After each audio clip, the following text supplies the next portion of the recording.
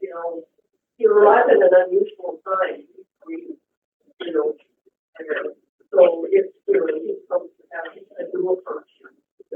Yeah, so there's sort of two directions there, the emergency cooling center side and the public use launch side. Yeah. And those are sort of different conversations.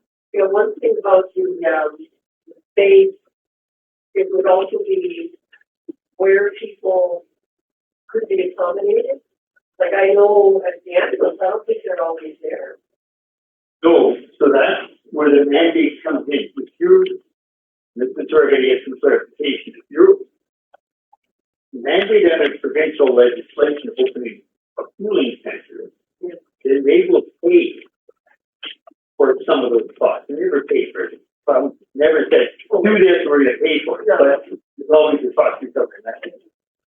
So I'll need to do some research because Jan got real active again from beginning of July and active for a month or so off and on. It's been 2 cycles of but it's opened the overnight cooling. To find out if there's any recognition based on distance, so they need to do something in a small cluster like this. And then would they accommodate the staffing, and then would they also override, because the ambulance service might say, we don't want you there. And community might say, that's the best deal. The most cost effective. I'm saying, to analyze all the bills, you should pick the most cost effective. It's quite different making it bearable or comfortable to do something you're interested in, like the art room's a little more comfortable on a fairly hot day. That's entirely different than providing the adequate release and cooling temperature for somebody who's in distress. Totally different thing. So you have to have somewhere for a cluster of community residents. It has to be a certain bar. You get paid for any of it. You need to look also. Or we say there's going to be one part of this building that we're going to somehow reconfigure, change the windows, do everything that's necessary, make it an efficient building envelope to keep cool. Because this is a totally inefficient building envelope. The art room is there because of the great light. And that is what's deadly, especially afternoon sun. Because in the morning you may have a little cloud and not get so much direct sun here. Yeah. You can get leaves off the lake. The afternoon is burned off with smoky, it's smog, and you get full on sun and so you have to fix the building, work around that, find out if the problem is mandated to give us the power. But it's a good point to bring up with the conversation. I think often it does too often I'm hearing it too. Well, yeah, I was talking with town council, with their administrator. She said, how is it up the lake? And I said, I bet you 5 to 6 degrees cooler. So I noted, I left it DRT&P briefing, so it's 5 o'clock out of town, noted the temperature, drove to Boswell, it was 5 degrees cooler in Boswell. So again, we may not meet the criteria frequently enough, but we can investigate it. And not for overnight, but until the daytime, which is easier to meet. Yeah. Okay, now we do have many other people here. So is there concern, questions you wish to raise? Yeah, there is a concern with water supply on my lot and including my neighbors here on 8th Street. And Actually, 5 of us. so a number of years there was a new drainage system installed to drain the storm water into Mgmt. And it seems to be, in my case, that at that time my water supply lines was out and never been back installed again. Or whatever happened, I don't know, but I just cannot find my water line. In November, I reached the water being hooked up again. And according to the plans that the water line should be, there is nothing. So Adolf, that's something you have to go directly to the RDCK water people and let them know and say that you need it checked. They should have maps of everybody's water line. Yeah, I came from last year, copy of the map, it shows there was a building on this lot before, there's water line going to that building, but now they, Yeah. So, Adolf, I would, yeah, I think that your best bet is to go through water services in Preston and just tell them what the problem is. If Evan were not off from work right now, he might be able to help you. But he's not available. I'm not sure if James Croft, our other maintenance person, could help you or not, because his time is very limited. So best solution goes to, so the town is basically has no. We don't manage the water system. That's managed through the water department in Preston. We have staff that can help you out, finding shut-offs, turning shut-offs on and off, that kind of thing. Normally we have staff that can help you. But an issue like this is, I think, beyond our staff, and it has to be addressed through the managers. I've been deeply in contact with those people, and they basically they're coming up with horrendous costs that I would be paid to getting that put up, and I cannot really see how that is my goal to, to pay for the line so that there before here somehow I'm really to pay for the hookup cost, but not for installing new line again. Well, it sounds like you have a good case. So I'm not sure who you were talking with, but With this, Alex, it was by any chance. So he's been working there for the last couple of years. Probably the best person to talk to. If you sent me an email, I don't carry this discussion. Some people have this discussion talking all the time. I never do, but well, yeah, we can't. We really can't deal with that here. It doesn't matter. You're on Ainsworth? What's your lot number if I can, Gerald? You're my neighbor on Ainsworth, and I just had the machine guy in who actually did the drainage on that side. And I asked him what water line was there, because you were asking me already. And he said to me the only water line was mine. Yeah. But he didn't run into another line. So maybe he didn't remember properly. I don't know. I don't have the house. Okay, we'll have to do it like Ours is 1634, and his, you're right beside. north and south. You're our neighbor. We're the one. We're the little greenhouse. We're easy. Okay, Yeah. Yeah. Okay. Nice to meet you. Nice to meet you. Yeah, you got your driveway up there. Yes. so Adolf, yours is 1630. 1630. Yes. And we had the excavator guys that just stuck that drainage, and he said that there wasn't a line. Here in front. And, So this, well, They're in Crawford Bay. it needs to be really clarified. This is a complicated issue. Yeah, You use email? yeah. I do, yes. You should email there and then I'll talk to Alex.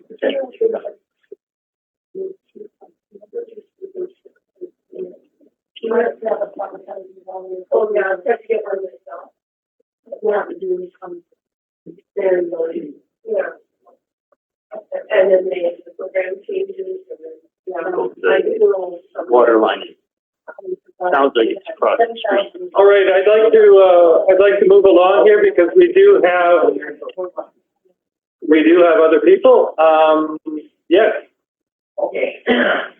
Begin with this isn't his problem. All the days for that so doesn't have any water.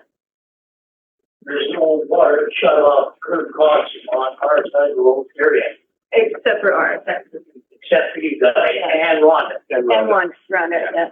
Now the map I have shows the main line crossing over to Rhonda's, but I did talk to the water supervisor and Oh, Alan Richardson. Okay. Talked to him, he was low one day, and I explained to him what was going on, and he told me they were gonna have to do some exploratory digging to find out exactly what size line is going to Ronders and where else. He did mention to me that putting a water line in on Ainsworth Avenue, they would like a 6-inch line. Because if somebody built a bigger house, more bedrooms, more kids, then we need more water. Well, I was mentioning, well, if we could come off of Rwanda's and go north and do Tyson Hamilton's lot on the south corner, and the next one, which is Ben's, I don't forget what number that would be. He passed away, by the way, but they still want water on that property. And Brutus Reed, the next one, and then my place, I got 2 lots there. And they're needles. So it isn't just inlets of the problem. Our whole But when you purchased the lot, you knew that it had no water access? Well, you know what? When I bought them lots, the realtor told me the water is right down here, right on the front. Now, I mean, I guess it could be my ignorance that I didn't actually go down there and find a curb pond. I don't know, you know. But in the event of all of this, none of us have water on Angel. In those Him, ducts, me, Brutus Reed, Ben, and Tyson Hamilton. Yeah, so the question would be is, you know, was there a line there originally, or was there no line? There's no line. If there's no line, then you're looking at installing hookup, I presume, which is sort of standard So what procedure. is RDC commitment to supplying people in town here with water? Well, if we pay the taxes on it, we've been paying taxes for. What is the frontage tax here? 200 and something. No, we paid 200 since we got the lot place for waterfront. And we don't have, and everybody else, well, the first one. Yeah, we wanted to know that too. As long as if I can. That's a separate, I'd like to keep the conversation focused on the immediate problem. We're going to talk about that. I think because of the complexity of this issue, it really needs to be addressed. Oh, we have it. Yeah. Okay. Yeah. There was a meeting on it not long ago, and when was that meeting? Thursday, on that subject. And well, I'm not sure. Oh. Okay, Nils has a question. So the people on the west side of Ainsworth, Yeah, they all have water, where does the water come from? the main line. The main line is on that side, the other side. You know, and we're not blaming Riondel. I mean, this was a mining town. They only supplied the houses that they had, obviously. But there was no houses on our side of the road until recently, you know, and now we got families there with kids and, you know, we don't have them. And another thing, if we need to get water, we're told that we should not get it off of any neighbor or anybody, so we have to go and pump it up a creek somewhere. You're not even allowed to do that. Well, no, ideally you would want to have a hookup to a line. Well, That's what everybody does. there'll never be a house there if there ain't no water, I can tell you that. But I do know, you know, there are charges for doing that. Yeah, but that's infrastructure, and that actually belongs to the town or RDCK, right? We have to pay for the infrastructure to put a line in, and we're already paying the taxes. Yeah. How does that work? Gary? Two taxes, we're all discussed with staff. I want to find out what they talked about last Thursday. A frontage tax.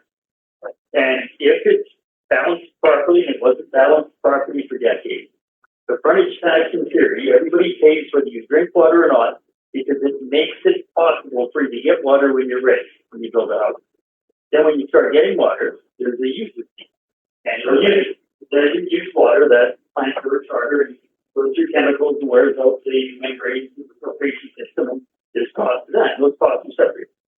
So now, if you are coming into a water system when you weren't in the water system before, and there's infrastructure upgrades required, you're not going to find it. Village, town, or city is not going to have some fee for you to pay that incremental little bit. How much that is, whether it's big bucks or small bucks, usually depends on whether you're in the service area, which you are, as opposed to a main, you're within the service area. If you wanted to extend beyond the service area, say 3 kilometers beyond town, you can apply for that. You can pay all the costs, everything, have the water brought out there with agreements that the system can handle it, and et cetera, et cetera. Right. So let's not speculate any further how big this fee will be, but there's usually a fee to add the incremental infrastructure crossing the curb stop. Let's find out what the bylaw is. If it's in that bylaw, which has been read and approved and not objected to by the people who are paying for the rest of the system, find out what the bylaw says. To find out if it makes sense in your case, if you've been paying a frontage tax or your predecessors, whoever owned that parcel for decades. Yeah. And how long you've been paying, let's see if it makes sense. And then see whether or not for 4 or 5 lots it would make sense to come up with something different. We just had variances granted to extensions and connections in Balfour water system because the developer brings in users forever, for decades and decades, which else run the fund. So, not to be too excited today, you're subject to a fee, part of a bylaw, you get a variance from all kinds of bylaws, let's figure it out in the right place at the right time, which is not here. But there is a Water Advisory Commission, which should be holding a meeting soon. Usually has a summer meeting. We'll tie it with tree grass. So we'll look at that again. If you know my email, djackson@rcca.ca, fire me whatever you want, send me information, but I'll either talk to Alan and or Alice. Alice is the manager, and see what they can talk.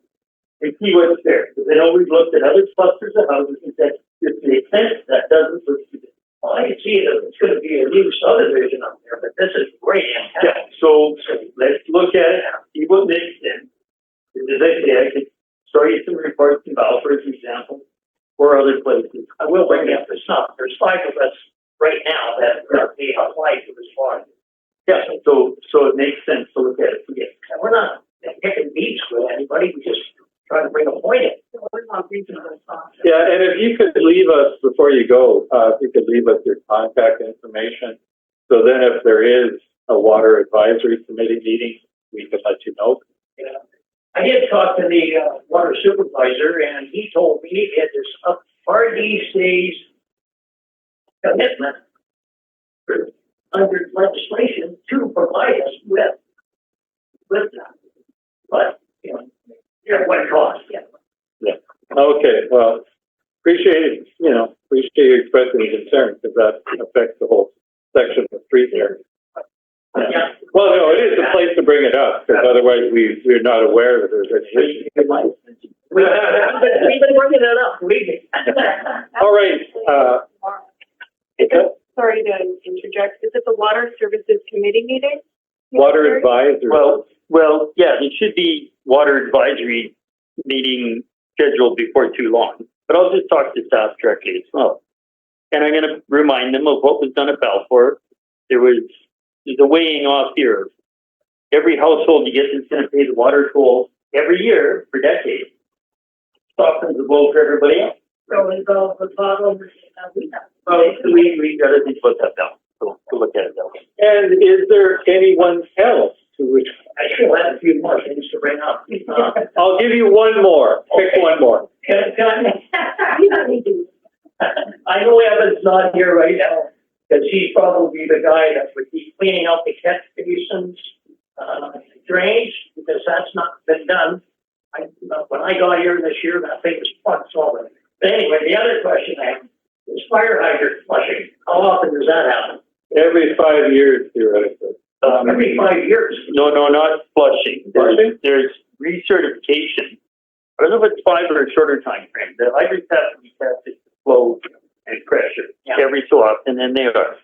Flushing is more frequent because hydrants are generally used to flush everything. But that would again be a question for Alex, the group. She would know she has this overall maintenance. It's done regularly.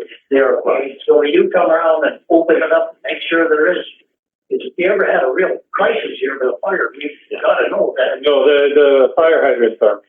They told me when I had them signed, because our insurance people wanted to know that. That was probably 8 years ago, and they said they do it monthly, and I have No.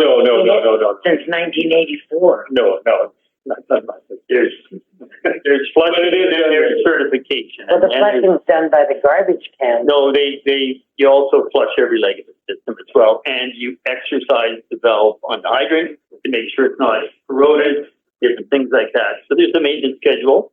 Then there's a certification requirement if you want to get the insurance reduction. And I don't think it's as long as 5 years. I think it's less. Last conversation I had was around Windle Irrigation District, but yes, it's done. I mean, I spent a lot of years on maintenance, and even in plants and stuff, we open them up, take the caps off, and let Yeah, it go. no, Because if the valve is seized up down the hole, and you got raging fire, it's gonna need. Well, now we're size every valve to know it's not deep to road. Normal in that. Anyone else? No. Night when I'm sleeping. Oh, okay. Thank you. All right, going down here on the agenda. Old business, air quality testing. Andrew, this was an item you put on the agenda. Yeah, more of a request for some information. Last meeting I brought it up. We said testing was done. I was wondering if I could see it. Yeah, the reports are on the shelf up there. Okay, so anytime I can come take that. Yeah. Can you move that over? Oh, sorry. Here, that's Yeah, probably you me. can put that, there we go. All right, duct cleaning, brought this up last time. Our estimate was for $1,995. The actual charge was $2,400. So I just emailed the company and asked them why there was a difference. And their response was that the job was bigger than they thought, and their fuel costs were higher than estimated. Which is. So I said that now that they have the full details on the system and they know how much work is involved, the next time they give us an estimate, we're going to ask them to stick to it. And Was it an estimate or a quote? good question. It was an estimate. Which means there can be extra. Right. So, but they said that that sounds, fair. Well, they now have it on their records, and it should be more accurate. Not a huge deal, but good to clarify. 7.3, response to the request about putting in a no engine brake sign for the town. And I did get a response from the Ministry of Transport. Initially, they responded and simply saying they have higher priorities, and this wasn't one of them. So I wrote back and go on it. I wrote back and asked them for a little more clarification, and the second response, I think, is a little more to the point. So I asked around about no engine brake signs within our operations group, and in addition to the points from my initial response, we no longer install these signs and will be phasing out current ones as they get damaged or fade. That being said, I think there could be value in communicating your concerns in other ways to the trucking companies who use the road. And then they asked for few more details, so I sent them the link to the company that's running logging trucks right now. But I think people from town have contacted the contractors to suggest that trucks have been running a little too fast. So I think there's been a change for the better. I haven't heard any complaints lately. What about that I don't know what his name was, the one that actually came in last month. Well, that was about the engine brake. So Yeah. it looks like the Ministry of Transport is not going to be doing that. But he's not here, so we don't know whether they're actually not doing it anymore. Well, no, that's the Ministry of Transport that has said in this letter that they're not putting those in. No, I just mean, are the truckers Oh, not you know, using doing, oh, yeah, again, so maybe the fact that they're not here is a good sign. Yeah, maybe, yeah. Well, I golf early in the morning, and then I pay attention to that when I'm on the pole and by the road, and I haven't heard any air brakes on the way in. Okay, so maybe, so touch wood, maybe that's improved. Lots of Bill? like here. Personally, I'm on that road more than anybody. Yeah, you run out there, I know. And, I can adjust, not quite, a truck ever been on my side. If I'm on this side of the road, they're driving on the other side of the line, whether there's traffic down the road or whatever, like they're always guaranteed, always hit the brakes and slow down when they pass them. And I really appreciate that. So you're saying they are being courteous? Oh, yeah. Well, that's good to hear. And that's the kind of thing that you, Bill, you should probably actually contact, the contractor and say, I really appreciate your drivers being courteous. Because they hear the complaint, but they don't ever feel. There's another, I can't say who they are, but there is other drivers that like their brakes, but it's not them. And they always brake. They always slow down. And they always wait until they're like a half kilometer away before they start acceleration. And they're very pretty. Yeah. Well, I don't really think the truckers have the problem. The problem are these motorcycles with the straight bikes on. I could hear one that was probably 15 miles out of town the other night.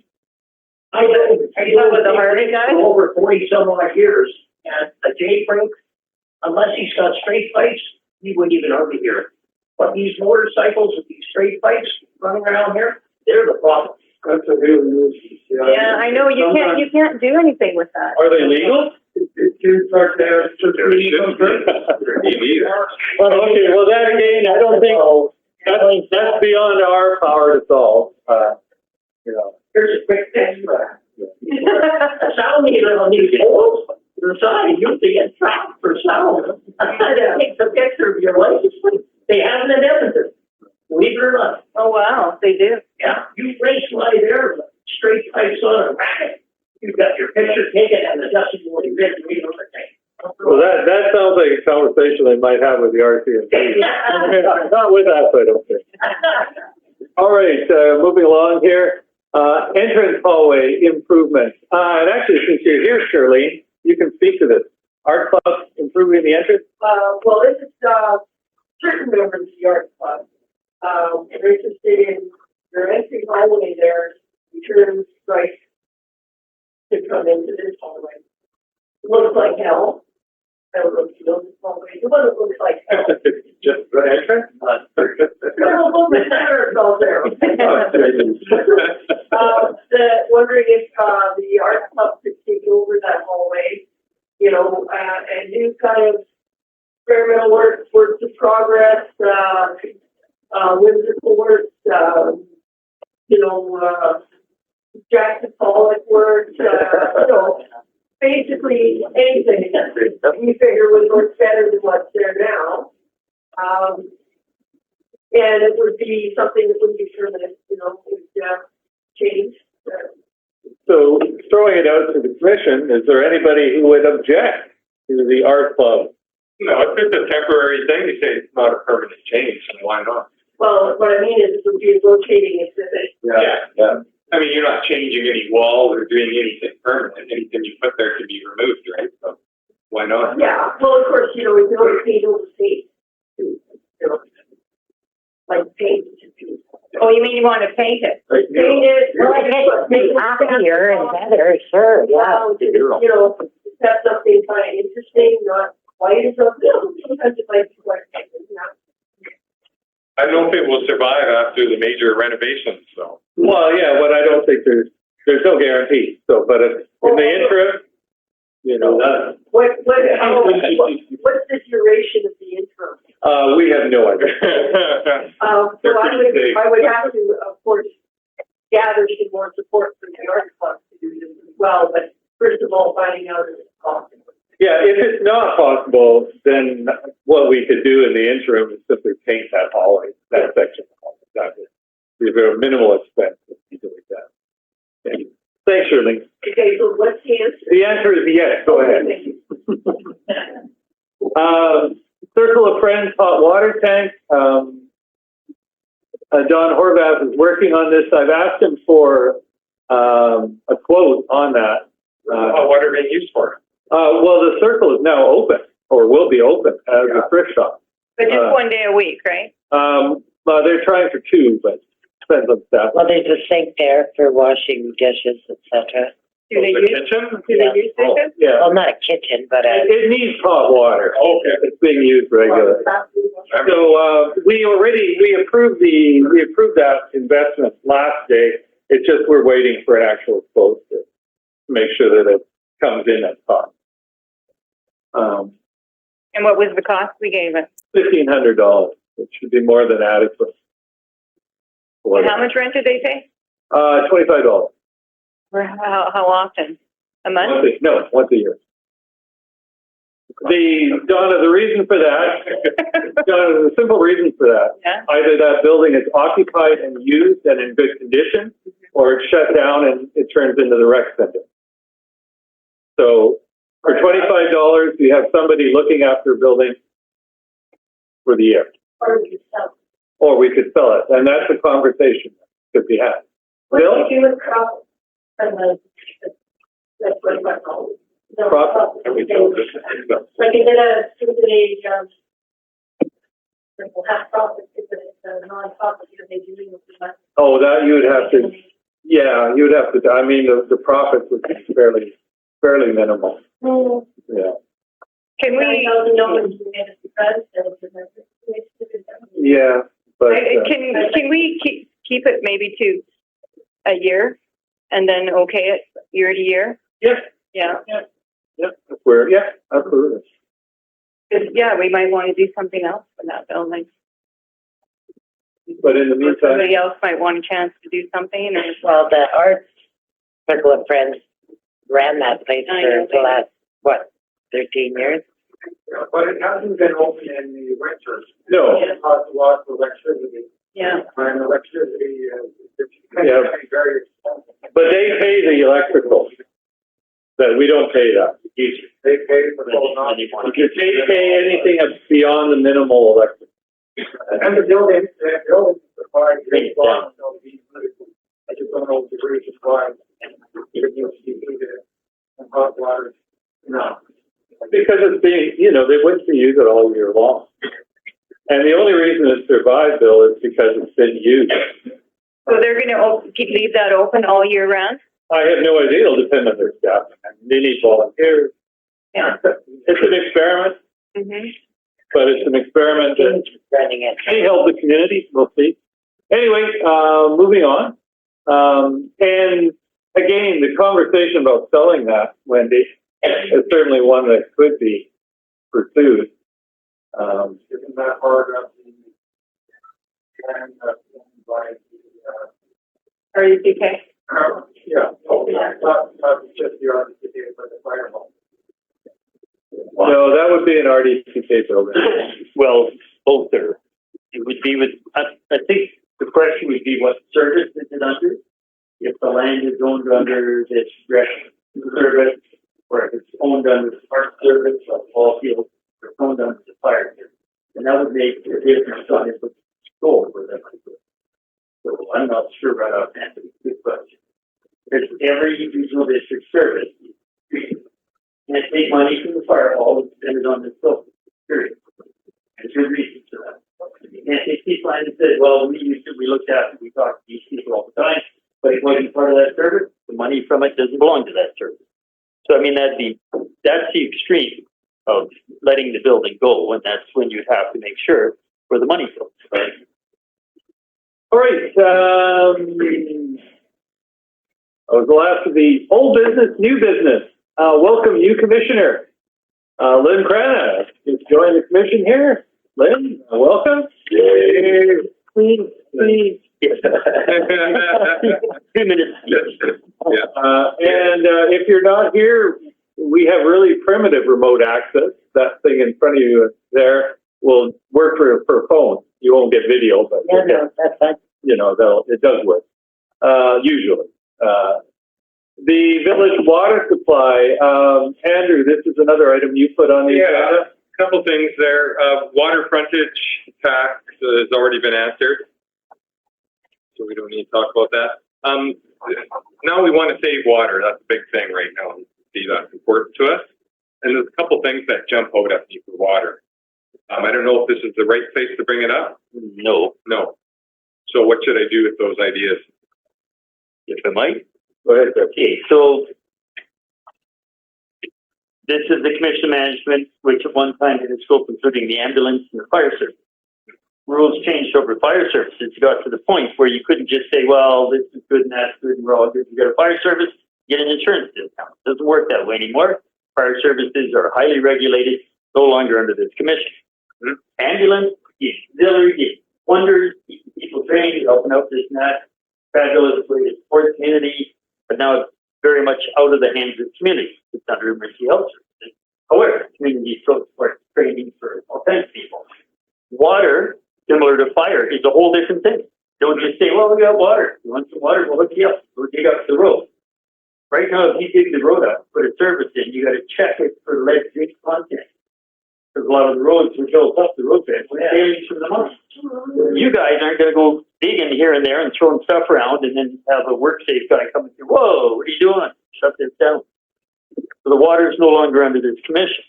Much more complex. The World Health Organization, everything else you want to go through than it was before.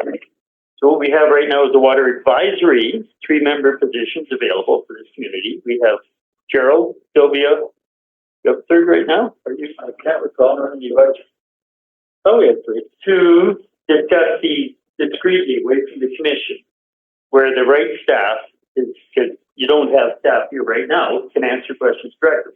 You got me, I can go probing and get answers to questions from staff anytime I want. But the taxation, the budget, all that stuff, this commission sees all the budgets because it just makes sense. This community is more interested in budget and taxation than most.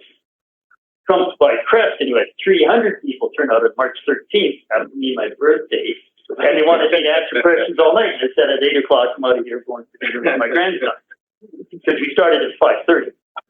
However, taxes, how we're taxed, whether we're balanced, the projected costs, major improvements have been discussed at this table for years. Gerald and some others are very familiar, but the conversation with that is now at the advisory. Okay. And do you need another member on the advisory, or how do I put my idea email if forward? you're interested in being on the advisory. Now, I will go to the same people I talked about earlier, whether it's Alan Richardson or Alex Dewakowski, and talk to them about where they at, what have they been talking about, what concerns the community raised, who we got on the advisory, do we have room per person, and then get a meeting held here. Okay. So we just talk water. So if I see us wasting large quantities of water, I should take it to this advisory. Wasting. Everybody's received something in the mail, tell you what, when and what you No, it's not any personal person with this. Any observations? Yeah. Can go to regional district staff. To me, they should go through Alex, change the person in charge of all these systems, took over for Jason McDermott. Very proactive. Got a lot of stuff in their head. What's going on? They've done East Shore for years. Grew up at the Heidelberg in there. So the young gal used to serve us coffee in the morning stuff. So send me an email. I get you connected. Water questions can always come through your director, and I'll give you the key staff person to talk to. And we want to find out what's going on with 5 service connections. If there are issues about water quantity, there's lots of data on that now. Golf course being one example. But we're not going to talk about that here. Big story. Waiting on the problem. Yeah. Okay, thank you. Thanks, Derek. Community center operations again. Andrew, this is yours. One again here. You know, I'm a new commissioner here, and I'm kind of going along with, I guess, what I assume is what everybody wants with this rec center. Have we included the people that are gonna flip the bill on what they want or need, or does it align with what we're doing? Yeah, we've asked the community what they want this building to serve for. Okay, And we've had responses and we've developed a plan, you know, and you've seen the plan. yeah, I've seen the plan, I just didn't know how we got there. That's based on, and it's also based on the previous research that was done by the committee that did the referendum on this building, where they did massive interviews of the community. So there was input from the people. Yeah. Okay. Yeah. That's what I was, I just assumed that we're doing the right thing. And it's not, and that input isn't finished, like Charlene's suggestion about the heat pump. Yeah. That's new input. And, we'll take that into account. Because I'm surprised this building is half our taxes. It is. Yeah, so it's a big ticket item just before we venture down this path. Are we doing the right thing? Yeah. Yeah. Report on riots. I was going to do that if nobody else did, but thank you, Wendy. So we'll skip right over that one.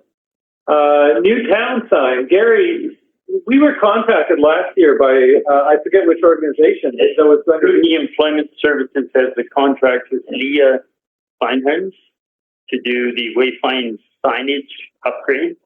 She has designs and templates for signs, has cost starting to come in, and has a list of who would get signs eventually. There's $1 million in that pot, minus what's been spent so far in designing various things. And I think I'd invited you to contact her. Didn't I? Did I give you an email? Yeah, we did. We were in contact. I haven't heard anything, so I was wondering if that's still in progress. Or... So they want to do what's called gateway signs. So how many gateways do we have? I have a colleague director who says she represents 24 communities. And I always shake my head. So how many communities do I represent? Where do we start? So not Alice Siding, but, Riondel, Serdar, and there's a community or two in between if you want to look at old maps. Twin Bays, you start adding them up. We can't have a gateway for every one of those. We have little mini signs now. But, Creston, Canyon, Riondel, Crawford Bay are fairly good clusters of people. They want to start with the clusters with bigger population on the main highways and work from there. See how the budget looks as they start pricing. So it's in progress. Yeah, but to contact Leah directly again and, ask what things look like. It's not a bad idea whatsoever. Copy me if you want. That's Leah. I could pull her up pretty quick, I guess, here. Actually, I opened a bunch of things and I opened the signage ones and I closed them. Just not want you guys to think I'm not paying attention, but I had them open for a minute there. Not to worry. Request, here it is, still on the top of my thing. I could just forward you, maybe it'd be the easiest if I just forward you something. So there's all of these templates of possible designs, colors, and stuff like that are pretty much ready to go out and get quotes for fabrication. And then every time that's one thing. And then every time you propose a sign, Ministry of Transportation has to approve the location. Shouldn't be a big issue here, right? Because we're not talking high speed distraction and interfering with other directional signage. We have a sign already. So It's already. replace it.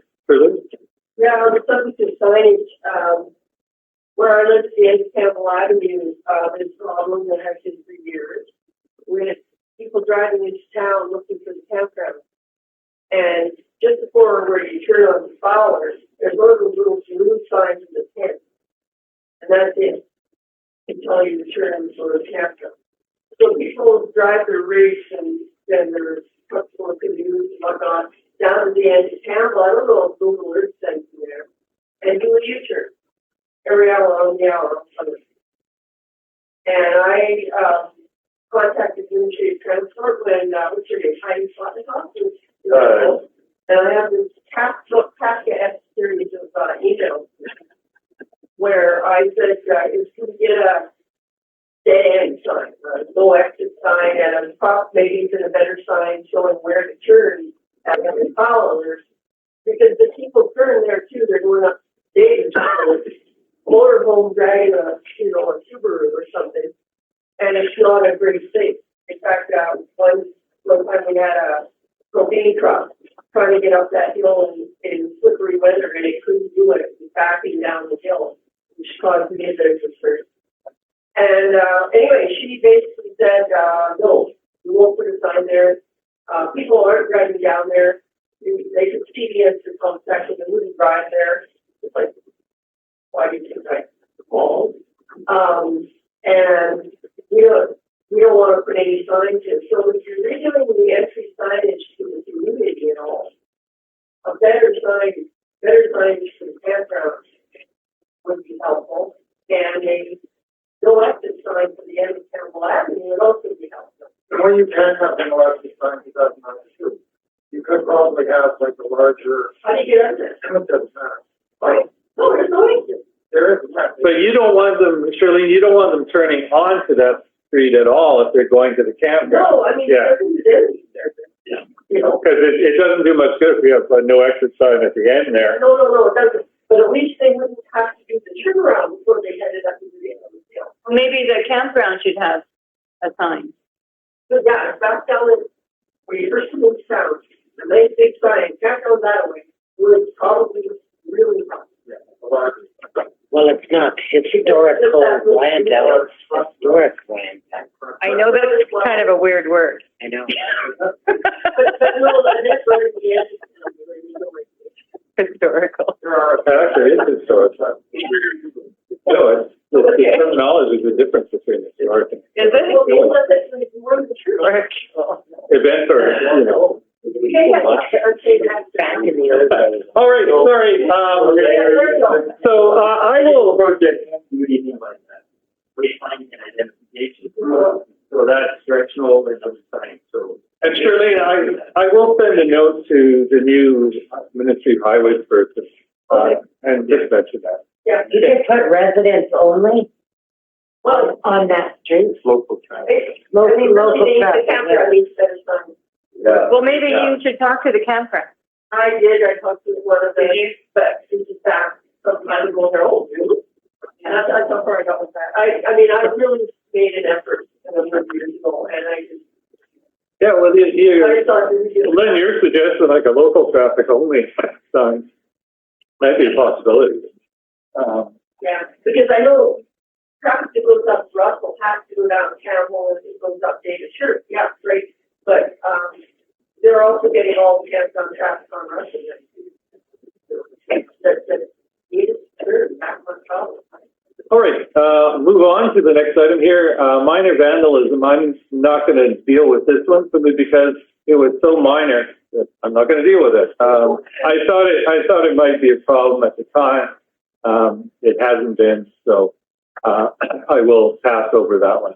I do want to just advise building users, commissioners as well.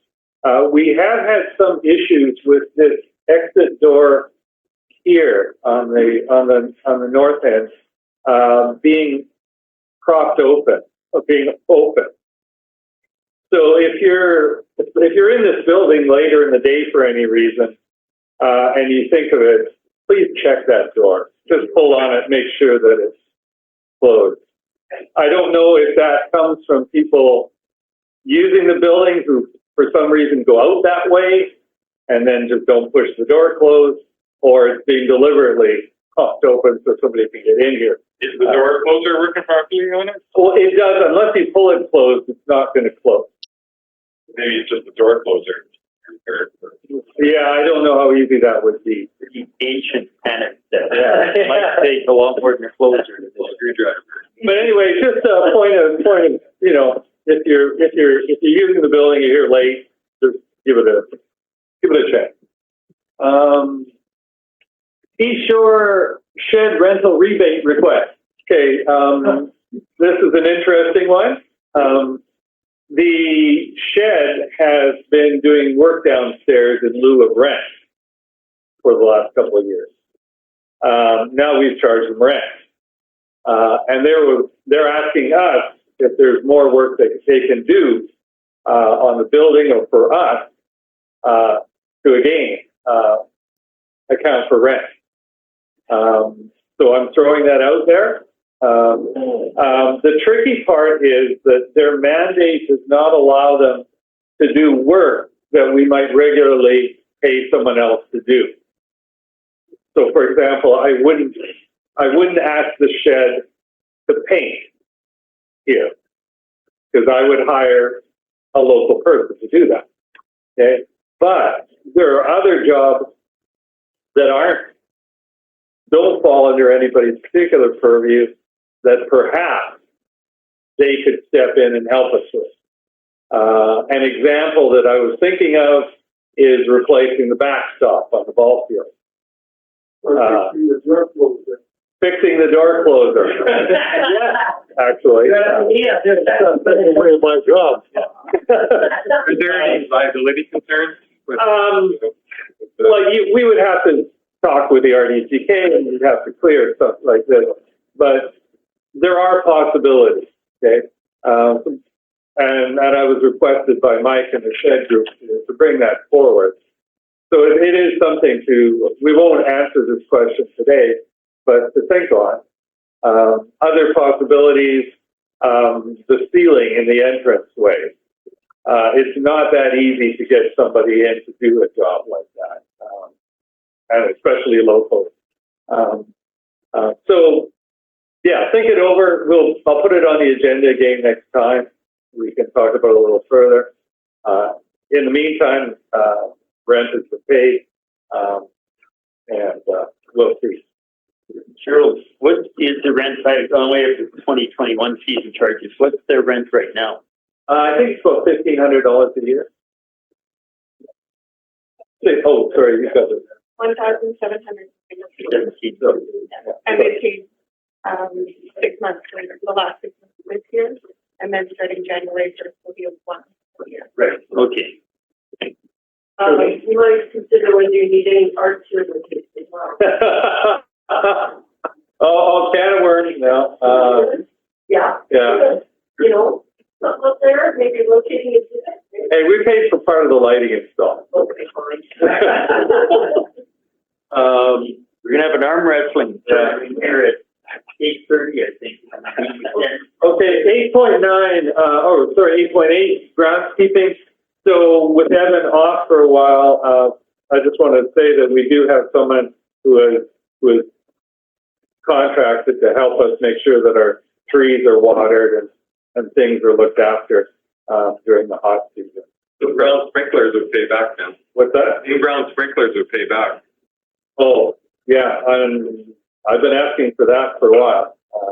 That's the answer to why the grass is not green on the field, because there's no sprinkler system.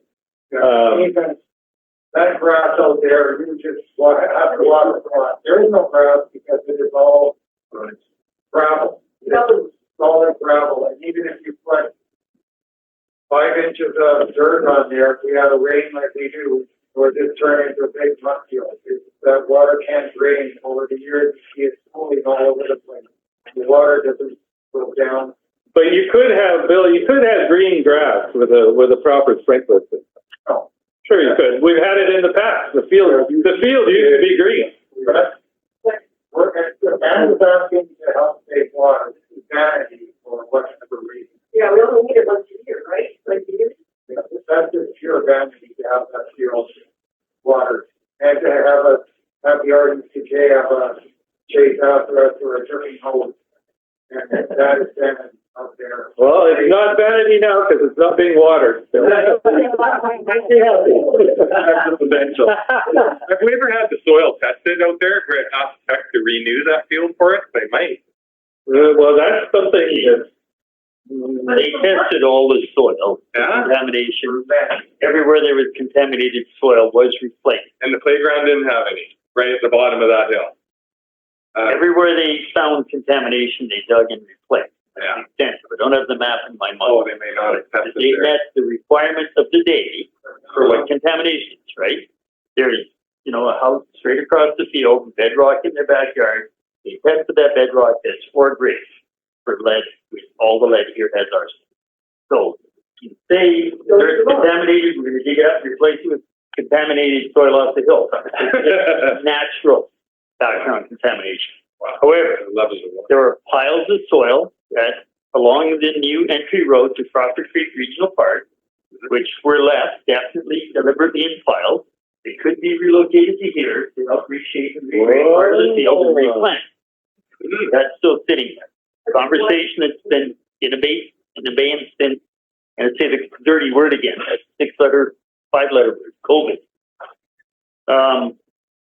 There's soil that could be moved to reshape. Then you got to, at that time, have the plant. You're going to plant new grass and have it survive by hand irrigating or by underground irrigating, whatever. But there's a source of soil, and there could be more soil as and when the additional trail bed is built around the duck pond, which received a great deal of concern, Canada Goose concern, not duck, at the same site, at the same park. So there's soil that could be transferred. Conversation that maybe should be put on an agenda with a little bit of a report or something from staff as to what the options are. Sat in Crescent Valley Services Committee meeting last Thursday morning.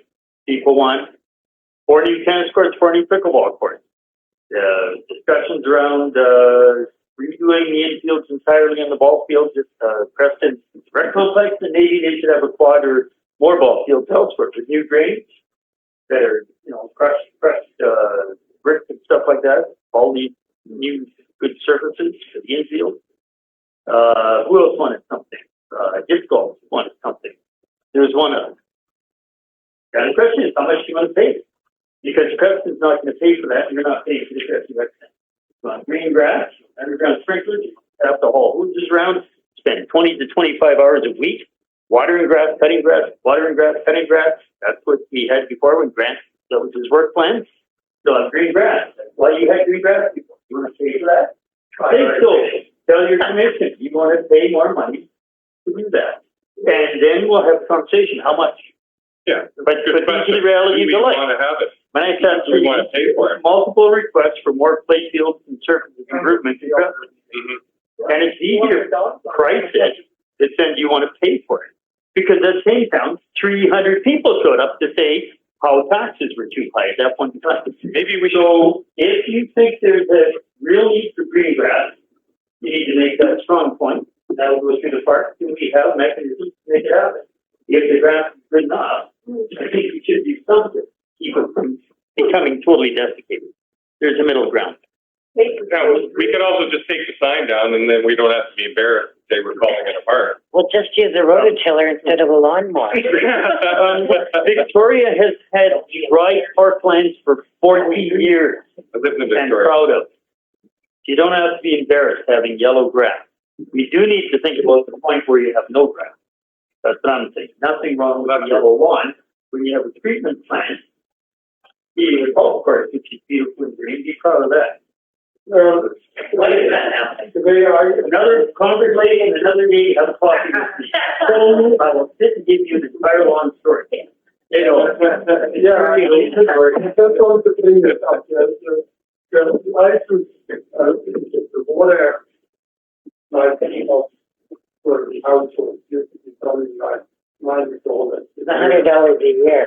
Right, and that was at the time that we had water all day long, and we had nice clean water. Now the cost us $1,200, and we don't have water for the homeless. So are you making progress here? No. Yes. Well, you are, because you're paying for a water treatment plant. Oh, the answer is yes. Back then too. And if I might know, did you go to the meeting in the community room where we talked about the worms in your water, the dirt in your water, and the health? Did you go to that meeting 6-8 years ago? Yeah. We were chlorinating back the water then too. On the other hand, we were taking water samples weekly and we were chlorinating. But not meeting, We didn't have any problems. but not meeting the stand. And now you are. We were not meeting the water quality. Yes, No. Most of the data, so we're into the water, dirt in the water. Everybody So lives that's to a 100. very story. Why? Fluoridated, Why? they all The died. answer is all of the community was asked. So look at the situation, prioritize, and water system upgrades was a priority, and you have upgrades. It's not a why is this happening. It's a long story. If you want to know the whole story, be prepared to sit down and learn the whole story, please. Don't just say, why is this and why is that? Because there were very clear decision points that were made. Everybody was able to come and have a conversation. And I will have the conversation again, anybody who wants. But it's not a, oh, why did this happen? Very specific reason. We took a very generous grant only for half of that water treatment plant. It was available then and not now. So please, phone me anytime you want. We'll have a cup of coffee, we'll have a great conversation. Don't go around the community throwing your hands up and saying, why is this and why is that, when you haven't learned the background. Because it's all available. And we can have that conversation.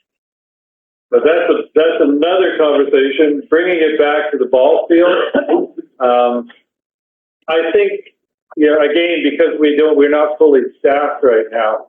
That's probably part of the problem with getting any water in on the field at all at this point. And not having a sprinkler system, it's a matter of dragging hoses.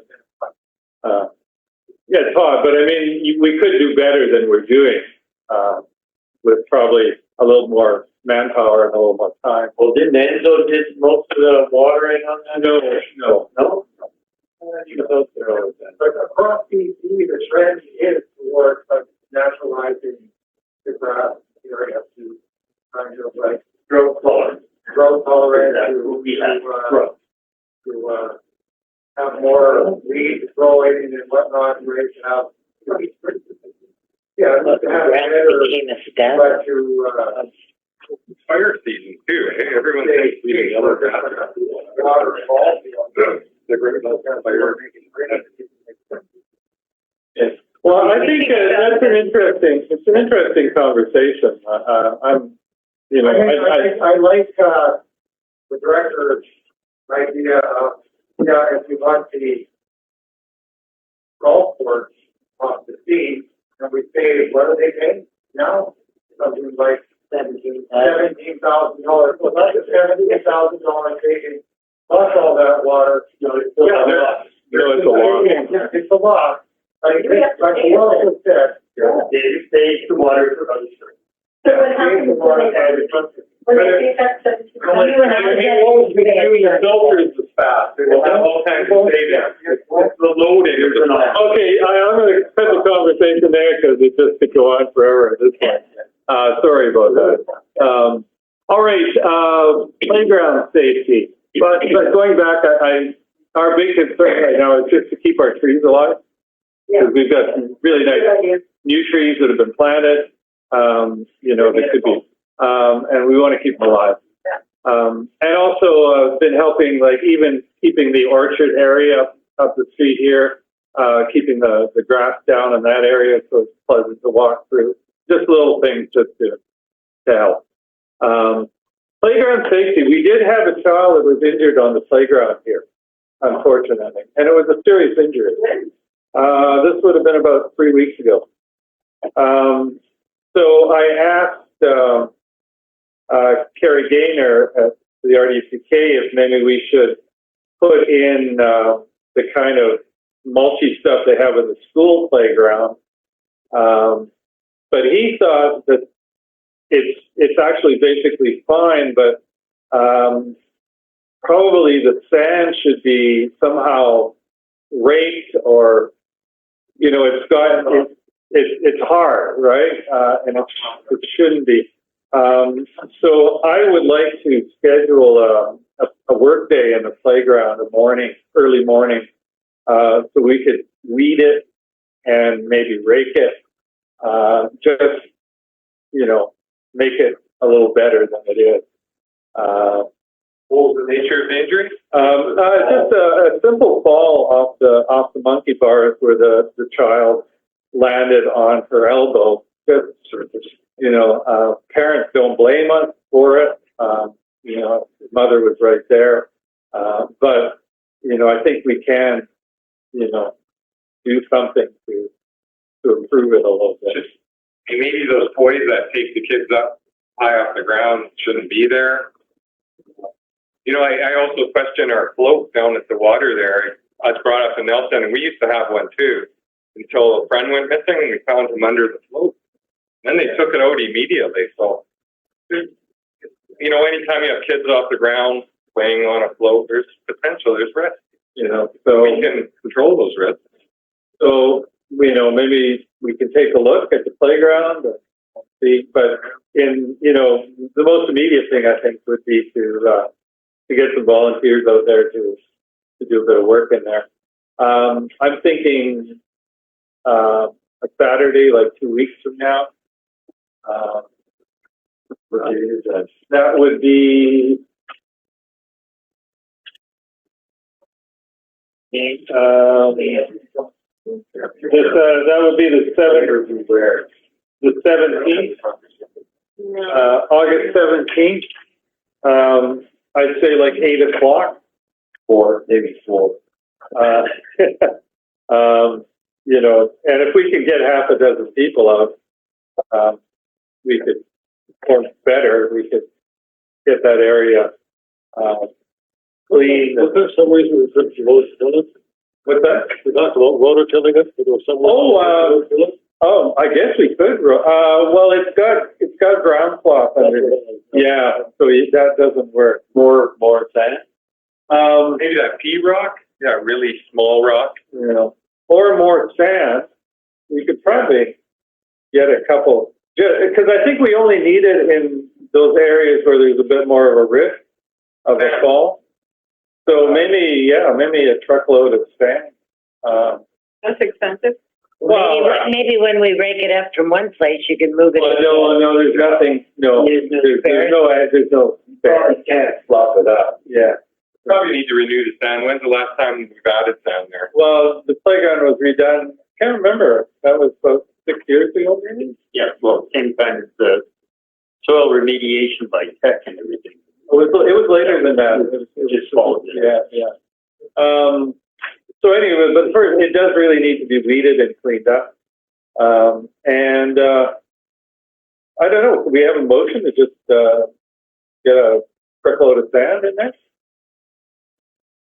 I knew we'd get a truckload of sand and just. Okay. You know how much that sand's gonna cost? Gary, would you have an idea? Maybe like $1,000? $500. It'll be 1,000. It'll be 1,000.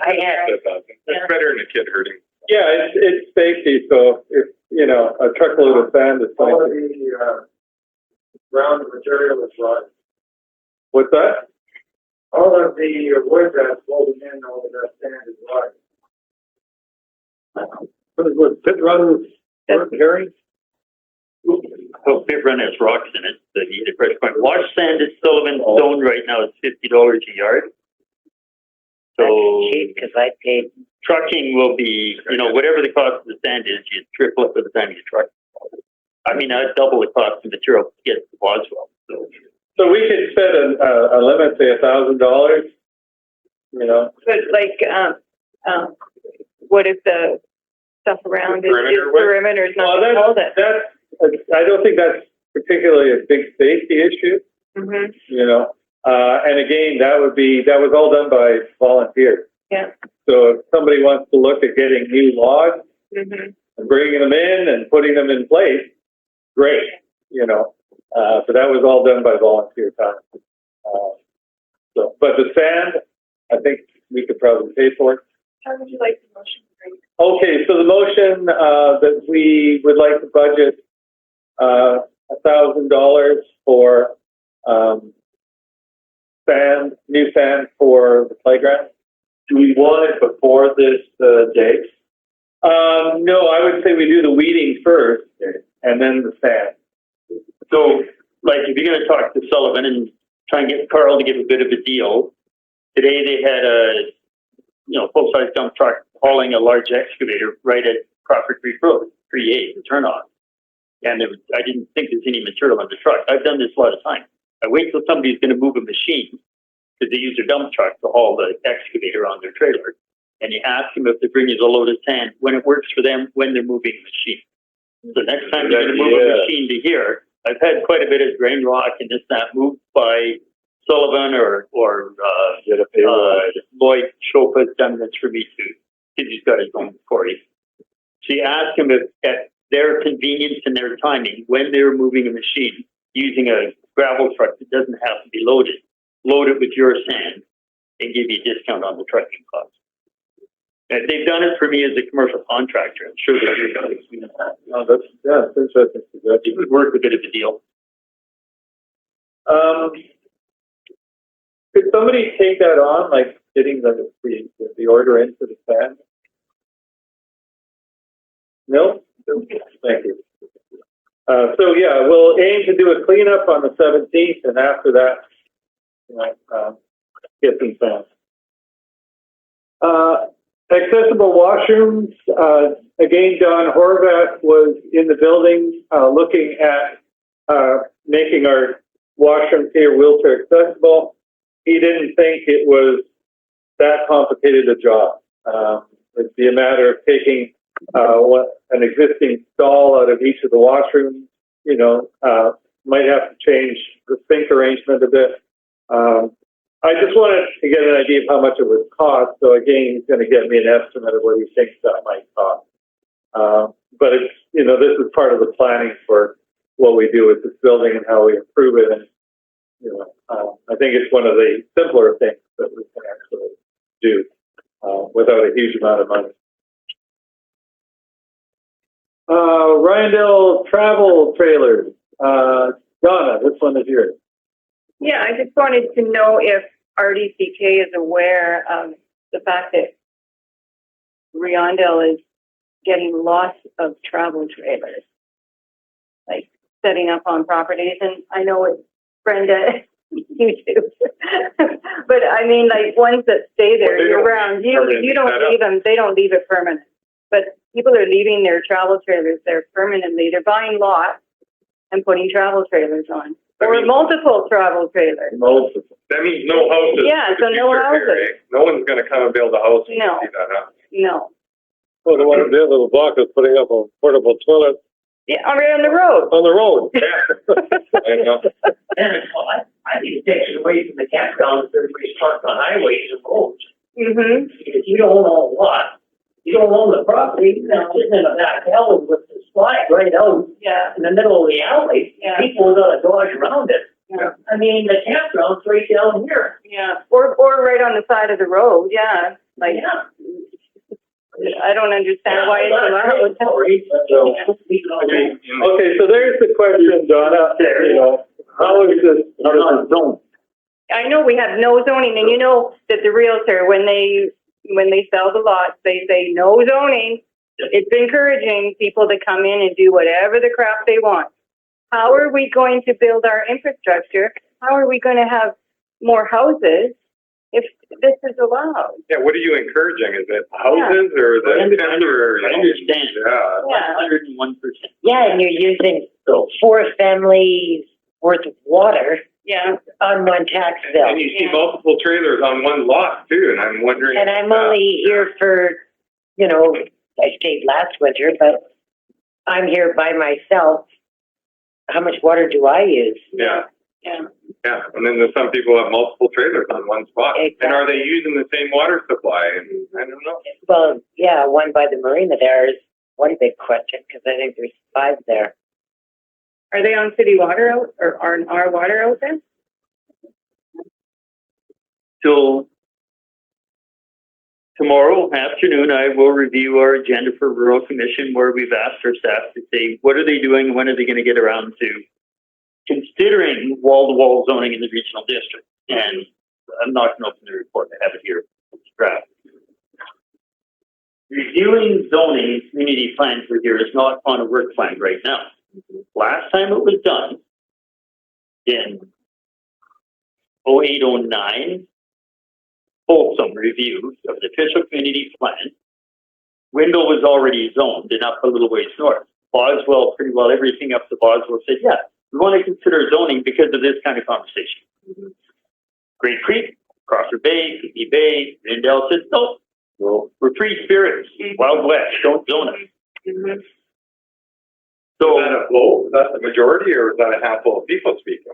both, right? Okay, combination. Anybody can give input to official community plan, Those of you who show up didn't speak, your own fault. When you do But- referendum, why But would if do you that? want today to be an advisory heritage planning commission, which I put every time I write something in the Main Street, depending on the balance of where the people are from, those are the people who actually review land use issues on a routine basis and have a direct voice to the board.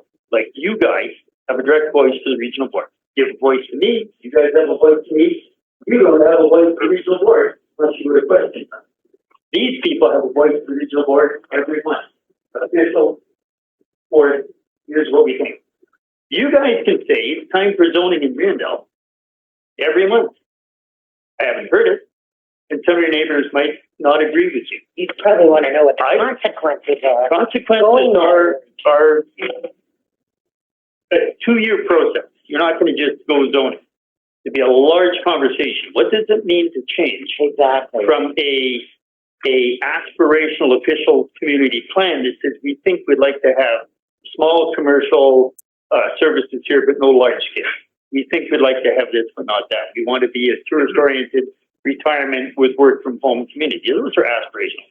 Don't mean much when you come down to the hard brass tacks. Like the bylaw says, if you're not on the water, you want to get at it, then there's a fee. If you want to have that wave, well, that's another conversation. But there's the bylaw that says this is it, that's that. Regulatory. Regulatory bylaws for land use or zoning. It'd be a 2-year conversation probably to say, we're here and we may or may not move there. And then there's regulatory, enforceable with fines and or other measures. So you're not going to learn what it means tonight or even the next month. But large majority of people and voices said, oh, we're just not interested. Well, I don't know. I'm not convinced it's the majority. You're No. saying people that showed up. People that showed up are the majority. The No, people it who isn't. vote are, okay, they No, are. the trailers- Okay, Trailers are fairly the last few Sorry. years. people who voiced their concern, Yeah. there Okay. wasn't a strength of support. I know, but if we You're not on know board. all the people aren't coming out, we should go ask them. Yeah, so that aside, zoning right now would address some of it. Never address all. I make a point when I'm in other towns of driving around. I've been going to Kamloops once a month for family and his medical stuff. I drive around. I did last time I was there. I drove up a bunch of side streets. There are trailers everywhere. Go to any town. They're not so much in Nelson. It just They don't bugs have me on room. my street. So, Inside the core of any town, I've never seen them in the core. Well, Usually yeah. the trailer parks are not even in the core. I Never drive mind down down side roads and I see in the evening, But that's lights a side road. in the trail. This is the village. Sorry, I'm being far too long here. To answer the question, no zoning, you're not going to have enforceable measures to the largest extent. As for the water staff tried to get people to pay the second, third, and fourth toll for having a unit on their site. Everybody said, well, it was just family. We're here for a month and then they're gone. Or they're here for 2 weeks. Very complex and difficult. So some people are getting free or low cost water, subsidized water by other people, having someone maybe paying rent to have a trailer on a lot, using water 2-3 times the allotment, and not paying for it. And then when someone with a clipboard comes and says, hi, you guys have a second water connection, you need to be paying a second toll, they get a spin of excuses. And most of them are valid. Nobody's here in the winter. So what are we going to do? Riondel special toll by the month, by the week, water toll? And we're going to pay how much for people? You're going to track it, Teresa. How much is it going to cost to track this? So we're not tracking it today. Without zoning and regulatory tools to really drill down. So if you pay for the water, they have to pay for the whole year? You No, can't just no. pay for part of the year? Oh. Every water system has a fees and charges schedule. This one, we can make as complicated as you want, and then you're going to have to justify people, because a lot of people have the water disconnected for part of the year. Just like you can have your internet disconnected part of the year. How complicated do you want it to be? Yeah. If you don't have the basic land regulatory tools in place that the provincial government grants as power to local government with consent of the people, then you're at a really bad starting place.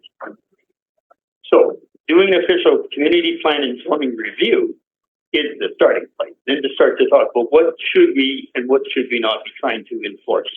A lot of people only buy a property because they want to come here for a little while, put the trailer, and that's it. That's life. This is not Vancouver. It's not Richmond. It's not. You can't do it in Spokane. Can't do Not it, zoning. Can't either. In Spokane Village, you can. Municipalities have far different powers, but in Walter's rural area H, they're not zoned, and you can put trailers on lots and have to fight. So, solutions? Is this commission wanting to say that, and you should talk about it, not just do a knee-jerk. Mm-hmm. Do you think this community is at a point where a zoning bylaw review would be in order? And what would the extent of that be? You think you have to go to that extreme? What, Oh, yeah. Oh, yeah. Without zoning, you have very little Why can't power. we just have a bylaw saying, no trailers on public property? You could. Because they're parked in ditches and everywhere else. No, I would say no. The inspector of municipality has to approve bylaws that are impactful on land use and drainage. And I don't think you're gonna get a one-off like that through the inspector. A lot of bylaws go to the third reading and stop, and that thing happens for 2 or 3 months. That's the root of the problem. Now, the other point I wanted to make is highly relevant. Last November, 8th, I think, provincial government passed Bill 44. Go and read about it if you're interested. They said several things are going to happen in the municipalities. All municipalities will update their zoning bylaws, not here, but yes, where I live in Boswell itself, to change the allowable density in all residential uses, R1, 2, 3, 4, to allow coach houses or secondary suites or second homes on every residential lot where servicing can be provided. Preston's ahead of that. They said they were already going to allow, graduates to convert. West Vancouver said we will not. They defied the June 30th cutoff, and the province is raking them over the coals. And the last day or two, I saw the mayor of Richmond on the news spouting off, even though they modified their bylaws, saying they don't agree with it. They may start rejecting applications. In the same land use reform bill at the provincial level, which gives all local governments power to regulate any of this, they said that they want to see every official community plan updated every 5 years without excuse.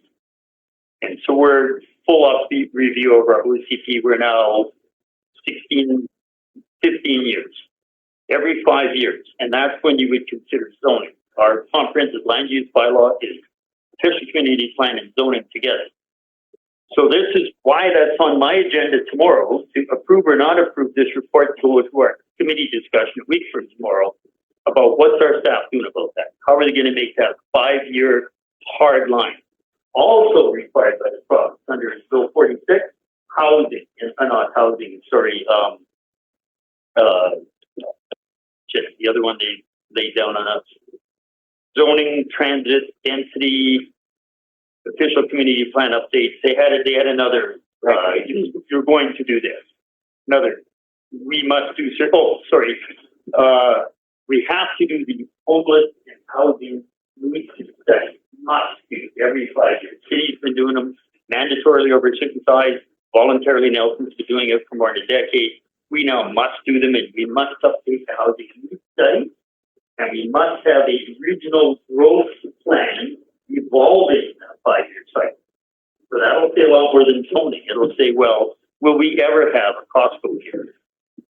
So there are a lot of requirements from the provincial government saying, you've got tools and you're not using them. Provincial government What will has, happen if we get zoning that you're not allowed to have a trailer on your property? well, Then will these trailers that are here, are they going to be grandfathered in? I don't think, I'm trying to say something. Well, okay, this is a big conversation. Yeah, And Gerald, you've been very patient. I'm just waiting for another shoe to drop after a provincial election. See if this all goes backwards or if it gets heavier. Yeah. Really. And I'm not judging the provincial government. They've got some ideas for some very deliberate reasons. It's in flux. Yeah. I've continually asked our staff to quit doing projects here and there and to focus on basic land use tools. Come to community, talk to community. Is it time to use the tools? If we have the tools, then we need compliance and enforcement measures. Yeah. We have a legal fund of $60,000 to look at land use issues. Because some people say take me to court, so we do. Mm-hmm. And I expect by September, because I don't see it on the draft agenda I read this morning, we're going to see how much of a budget increase our rural administration staff is going to ask for legal, just from what's in the works now.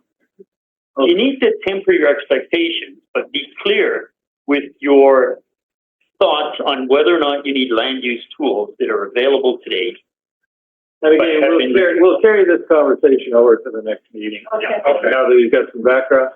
Bill, I'm gonna ask you to hold off until the public time, which is coming up really short, and then we'll call on you then. Am I going to put for my notes, GJ zoning rant? Okay, correspondence, we have no correspondence. Gary, we're back to you as the Area A Director. So, go ahead. I had one.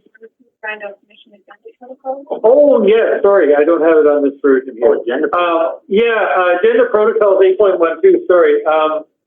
I just request, if you send, agenda items to Teresa, if you could include a little blurb about what that agenda item is, because I saw yours and I just didn't really know what the intent was.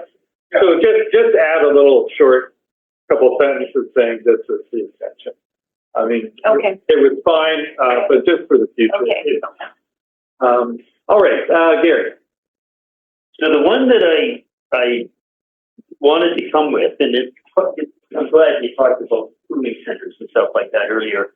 John Wilkinson was really well engaged in, and I believe he's still working a little bit with what we would call a liaison for emergency support services. Someone in the community to be aware of what's going on, what's changing, what opportunities there are. I mean, Larry Ireland did this for probably 20 years, for a long time. And then we had a bit of a gap off and on. You had for a while, Gerald, I believe, sort of stepped up in that role. I believe he did for a bit. We need somebody in community that will go to the meetings that I'm still trying to attend whenever I can. Where are they being held? Okay, so Emergency Preparedness Committee meetings are a number of stakeholders that go from the people who come out of this hazardous spill, ambulance, fire, police, and sort of the basic kind of thing. People who are well connected to the community as community champions who are going to try and help work through local problems, keep people informed. Our emergency response staff, there's a whole long list. Sure, health is for people to go to these. So I've been going to quarterly meetings every time I can. Sometimes they're in conflict with my normal work. And to have people listening to what they should be aware of, that maybe there's something they can jump on and to provide input is quite important. Did Tom used to go to those meetings? Yeah. And where were they being held? In Oh, in person or remote. Okay. I find I have to get groceries or something every once in a while. I tend to never go to Creston unless I also have a regional district meeting for most of the time. So, I mean, that's what I encourage people. If you're going to go to Creston for something, out of the goodness of your heart, same for me, and listen and find out what's going on. So stuff like these cooling centers and what the opportunities are, and what the funding streams are, to have the ongoing conversation with someone like John Jackson is a good opportunity. That's where you learn so much more. And explain back and forth the situation. So really, that the way I started phrasing the question here is do you feel like you have enough information on emergency operations, preparedness, emergency response? There's a lot of issues just that way from town.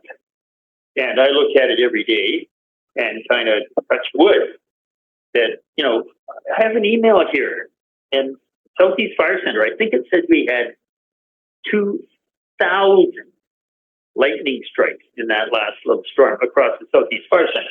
That's Farwood, Elford, all the way up to Golden Micah Dam, down through Castlegar for sure. Is that new, or are they just telling us about these now? No, I always get these things. I'm on normal lightning strike? No, that was a lot. Last night was, biggest were like continuous, the lightning strike. Yeah, and that's, it just blew me away seeing that number. So if you have, there are a lot of emails today. I'm going to find it. If you have a liaison or a contact, John Jackson likes that because the phone tree type thing. They were going to do it. We threw a few people that might know how to manage people, kind of know what's going on. You guys know who we are. What's the name go, okay, well, I'll get a hold of 3 people, we know we'll get up and running and we'll be good. Or if it's gonna be down at the ashram, then to make those contacts there. So we do need, like, Tom is not going to be around probably for that much longer. We do need an emergency services person who's interested in that will attend meetings and then comes to the commission here and provides feedback to the public. So if anybody is out there that wants to take that on, please let us know. Well, I'm kind of interested. So I can, Teresa or I can forward you the last, like, email that we got from emergency people. I get them. Well, are these the EOC, the Operations Center, Emergency Operations Center updates, or are they from John Jack? They're both meetings. Okay, so they're probably from John. Yeah. So I can, yeah. And Tom had some kind of a file or something? There is a file, yeah. I don't know how useful it would be to you, but there is a file. And you can talk to Tom. Yeah. You know, yeah, if you're interested in that, I will forward you the emails of the last meeting, so you'll have it, and then you could say that you want to be on that. Okay. Questions for me? Would that include like emergency evacuation? Yes, for yes, yeah. Tom was working on it. Yeah, I was wondering if there's, like, I haven't heard any update on that. Did that meeting was scheduled and then there was questionnaires? Well, Tom was trying to get the ferry to set up to pull in, and they refused. Well, of course they would. I mean, I would think if there's an emergency, they gotta be doing what they usually do. But yeah, that's part of the conversation. Yeah, okay. Because I mean, there's no way you can go on with it either. Well, that's what Tom was working on setting up. He could have set that up. Grant. You know, he had it all sort of set to go, and then at the last minute, they said no. Well, probably the question was. What's that? Yeah. This question while you're on that subject. If something major happened here, like let's say lightning struck over here and this place is on fire, what kind of a warning system does this town have for that kind of event? It's region-wide. You mean like buoyant alert? Well, the gossip goes like lightning. The gossip travels like lightning, so the warning should be the same. Yeah, I did. Go on. Well, it wasn't summer yet. Look at emergency, place you sign up to get alerts. You can sign up to get all alerts within your district, all alerts within a limited area. I get them for the whole regional district because it's a concern to me. So you can get a notification by email on your phone, different methods, as your first phone responsible step. Do that for yourself. Like on a cell phone out here. Yeah, like running down the street like Elton. And yeah, last conversation I had with staff sergeant, I said the highway is closed. They couldn't talk to the physician, allow the medical first responders, good time, primary resuscitation on the emergency late for that person. So yeah, we know the cell phone issues, work on it continue. But if you don't sign up, you'll never get any message. Well, you got to go on the site and find it, sign up with the text message. It may take a while, but you're lucky to get a text message. I get them on my flip phone. Here's an example. So you ask the question, that's the answer. Make your own sign up to your own device, your choice. That is the fastest way to get in your. This fire service here does everything they can also to keep people. Well, I'm not going down. They do a good job, I'm sure of it. I mean, like an alarm or something? Put on the roof. You see it, Maybe stand in you that. wake up, baby. But Terry is right, Dave. There is an alert system that works quite well. I mean, we get it on our phone all the time. Does he? He annoys everybody on Sunday. Oh, you mean the Sunday? Oh, you mean the bat? So no, it's useful. And then we do have a fire department. And didn't the fire department just have a little one? There was a horn on the roof. Yeah. Yeah, do they still have that? No. And out of the gate. When I was a kid, we had alarms that had me run home to hiding the shelter with that built my house on 1950. That's what Still have to those are walk the ones. They cause panic, confusion. You don't know what's going on or what. You sign yourself up, get a clear message, what's going on, where it is, whether or not you care. Well, I wouldn't wanna do it on my cell phone. Hey, doesn't matter, your choice. Well, you got no service. Power outage, no landline, you're done. Oh, Yeah, well, the landline would be okay. No, there is cell service in the community. I mean, we use it all the time. So there might be spots that have better than others, but there is definitely good service. And a text message will come through eventually. Going as hard to establish, text is a whole different thing. I hate using text, but I use it when I have. It'll come through. It only needs some milliseconds, actually. And you'll tell me, live in, you know what they have there? You have an air raid sign. You know, that thing's going off. You could hear it for 20 minutes. Well, how will you know it's from? Yeah. Okay,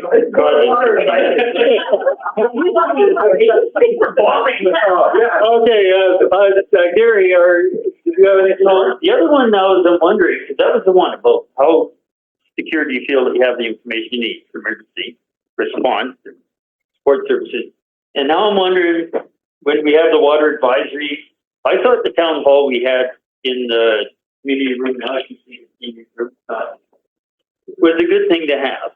That we talked through a lot of stuff, but the boards on the wall, people could look at what's changed in terms of water. Because I have a feeling people should understand why you're paying more for water. And if you want to know how much everyone else is paying, I have the list on this computer. Again, call me, grab a cup of coffee, or maybe sit across the street. I haven't been there for months or the open. No, they haven't been open forever. Okay, somewhere. And I'll show you how much everybody pays for water. And then you go home to Calgary, Kamloops, whatever, visit family, and look at what they're paying. It's normal what we pay. But maybe we need a water conversation again and let people understand what you are or aren't watering. You can't afford to let trees die. It's pretty hard to get back a 50-year-old tree next year, but you can do something with grass year to year, right?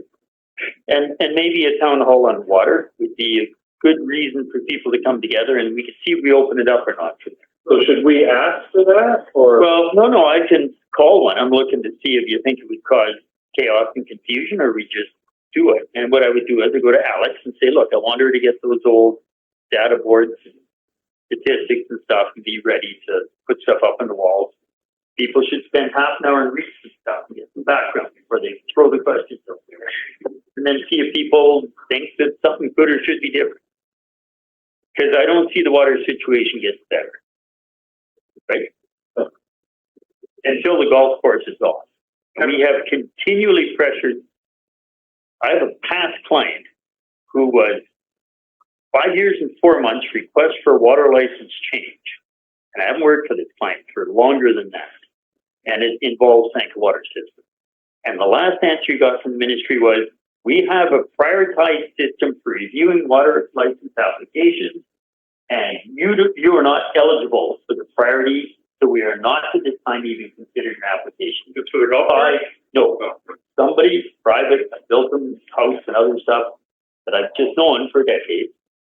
And the last letter he got from the province is, you're not on the list. Period. So we intervene because it's impacting the Sanka water system. There's another water license application that are also impacting that system. We've intervened continually because the golf course application impacts your water. And not getting anywhere right now. golf course is in year 4. Yep, It's 4. already gone to the second level, and it's still not I couldn't out. remember when Mark put And that what's out. the roadblock there? We're waiting for Indian Affairs to approve it. It's gone to second level. So, a water conversation might be timely, so people can understand. One, you guys can't change much in terms of water, and the regional district has some increments we have to work our way through to get anything. Yeah, it's been a while since we had that conversation. And I thought it was well received. All right, thanks, Gary. Financial report, oh, I don't have it attached to what I have here, so I can't bring it up, I don't think. Anything unusual? I can't email it. Oh, okay. I have a paper copy. Did you want to? Oh, Is it on the back? oh, yeah, I don't have a copy of that agenda, actually. Can I borrow yours, Sylvia? Yeah.